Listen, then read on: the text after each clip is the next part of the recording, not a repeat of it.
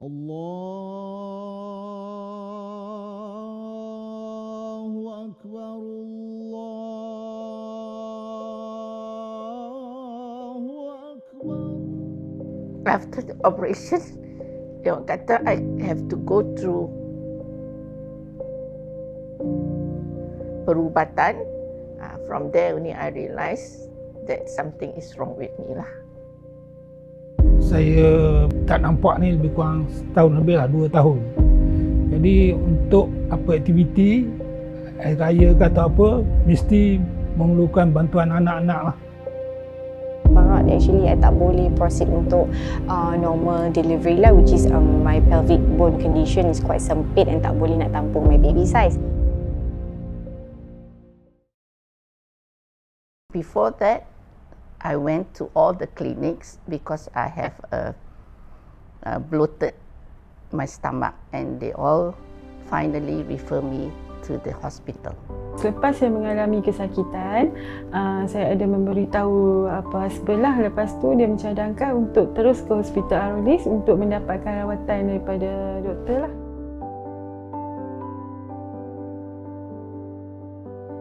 Tapi selepas buat pembedahan ni, alhamdulillah, apa aktiviti pun saya boleh sendirilah. Sekarang kan Abah dah boleh independen sendiri kan, dah boleh pergi macam-macam. So saya bersyukur. After my post surgery dengan Dr. Hana, badan saya sangat sihat. The last PET scan that I went show everything is clear.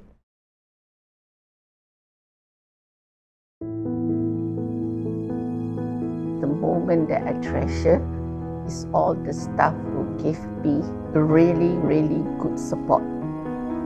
Mereka menjaga seperti keluarga.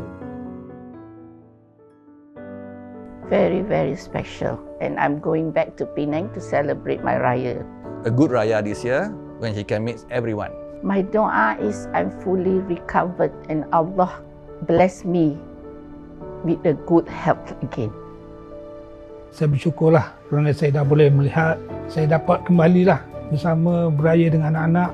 Tahun lepas dia macam cantik je tapi dia tak nampak pun. Tapi tahun ni dia nampak, so saya happy sikit nak raya. Jadi untuk tahun ni insya-Allah saya rasa lebih ceria, lebih itulah untuk raya tahun ni lah.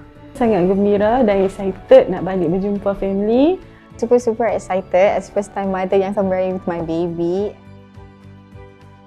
Nothing brings us more joy than seeing the smiles on their faces. We are honoured to be part of your journey back to the people who matter the most. Seeing you reunited with your loved ones in good health is the most meaningful gift that we could receive this season. We wish you a safe and prosperous festive celebration.